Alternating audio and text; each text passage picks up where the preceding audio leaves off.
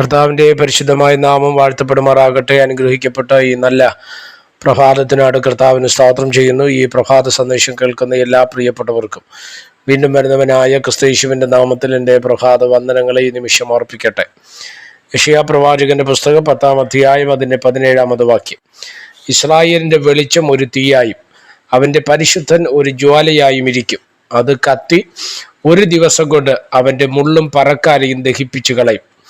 ഈ വാക്യങ്ങൾക്കാട്ട് ദൈവത്തിന് സ്തോത്രം ചെയ്യുകയാണ്. അനുഗ്രഹീതമായ ഒരു പ്രവചന ഭാഗമാണ് നമ്മൾ ഇന്ന് പ്രഭാതത്തിൽ വായിപ്പാൻ തക്കവണ്ണം ഇടവരുന്നത്. ഇസ്രായേലുമായി ബന്ധപ്പെട്ട് അല്ലെങ്കിൽ ഇസ്രായേലിൻ്റെ ചരിത്രവുമായി ബന്ധപ്പെട്ട് അവരെ അസ്വസ്ഥമാക്കിയ പല തലങ്ങൾ, പല ബുദ്ധിമുട്ടുകൾ, പല പ്രയാസങ്ങൾ ഉണ്ടായിരുന്നു. അശൂർ രാജാവിൻ്റെ കീഴിൽ അല്ലെങ്കിൽ അശൂർ എന്ന രാജ്യത്തിൻ്റെ കീഴിൽ അകപ്പെട്ടു പോയ ഇസ്രായേൽ ജനത്തെ വിടുവിപ്പാൻ തക്കവണ്ണം ദൈവത്തിൻ്റെ കരം വെളിപ്പെട്ട് വരുന്നത് നമ്മൾ ഈ വാക്യങ്ങളിലൂടെ മനസ്സിലാക്കപ്പെടുന്നുണ്ട്. അതിൽ ഒരു പ്രവചന ഭാഗമാണ് വായിച്ചത്. എങ്ങനെ ഈ വിധ ശത്രുക്കളെ നമുക്ക് മുന്നോട്ട് നമ്മുടെ യാത്രാ മധ്യേ അല്ലെങ്കിൽ നമ്മുടെ ജീവിതയാത്രയിൽ നമ്മുടെ മുന്നോട്ടുള്ള ഗമനങ്ങളിൽ നമുക്കെതിരെ നിൽക്കുന്ന ശത്രുക്കളെ എങ്ങനെ നമുക്ക് കീഴ്പ്പെടുത്തുവാൻ കഴിയും. അതിന് ദൈവം കൊടുത്തൊരു പ്രവചന ദൂതാണ്. ഇസ്രായേലിൻ്റെ വെളിച്ചം ഒരു തീയായി വെളിപ്പെടും. അടുത്ത് അവൻ്റെ പരിശുദ്ധൻ ഒരു ജ്വാലയായിരിക്കും. അത് കത്തി ഒരു ദിവസം കൊണ്ട് അവൻ്റെ മുള്ളും പറക്കാരെയും ദഹിപ്പിച്ചു കളയും. എന്താ ഈ മുള്ളും പറക്കാര എന്ന് പറയുന്നത്?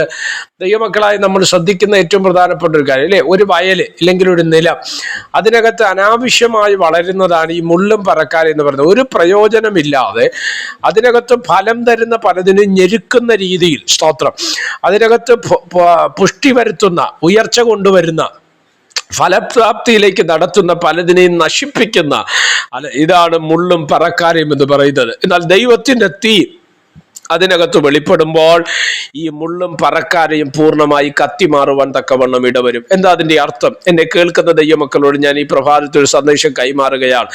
നമ്മുടെ ആത്മീക ജീവിതത്തിൽ, നമ്മുടെ ഭൗതിക മേഖലകളിൽ, നമ്മുടെ കുടുംബ ജീവിതത്തിൽ, നമ്മുടെ സഭയിൽ, നമ്മുടെ ശുശ്രൂഷ മേഖലകളിൽ, നമ്മുടെ ജീവിതവുമായി ബന്ധപ്പെട്ട വാഗ്ദത്തങ്ങളിലൊക്കെ ഇതുപോലുള്ള മുള്ളുകളുണ്ട്, പറക്കാരകളുണ്ട്.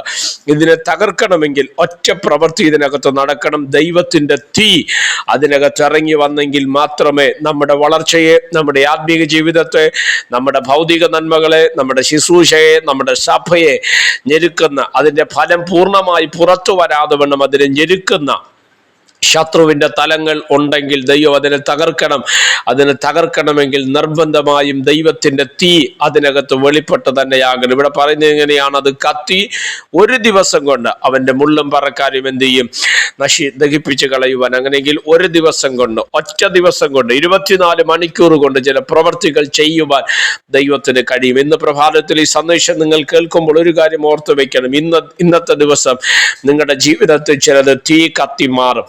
ചില പറക്കാരകൾ, ചില മുള്ളുകൾ, ചില പ്രതിസന്ധികൾ, ചില പ്രയാസങ്ങൾ, ചില സ്തോത്രം തടസ്സങ്ങൾ നിങ്ങളെ വിട്ട് നിശ്ചയമായിട്ട് വഴിമാറുവാൻ തക്കവണ്ണം ഇടവരും. അതിൻ്റെ മേൽ ദൈവത്തിൻ്റെ പ്രവൃത്തി വെളിപ്പെടേണ്ടതിന് പ്രാർത്ഥിക്കാം. ദൈവം നമ്മെ സഹായിക്കട്ടെ. പരിശുദ്ധ പിതാവ്, ഈ സന്ദേശത്തിനായിട്ട് നന്ദിയോടെ കർത്താവിന് സ്തോത്രം ചെയ്യുന്നു. ഈ സന്ദേശം കേൾക്കുന്ന എല്ലാ പ്രിയപ്പെട്ടവരെ തൃക്കരങ്ങൾ തരികയാണ്. അവിടുത്തെ ചെറുകടിയിൽ ഞങ്ങൾ എല്ലാവരെയും മറച്ചാട്ടെ. ഈ സന്ദേശം അനേകർക്ക് അനുഗ്രഹവും ആശ്വാസവുമായി മാറുവാൻ സ്വർഗമിടവരുത്തും. മഹത്വം അങ്ങേക്ക് യേശു കർത്താവിന്റെ നാമത്തിൽ തന്നെ. ആമേൻ. എല്ലാവരെയും ദൈവം അനുഗ്രഹിക്കട്ടെ. God bless you.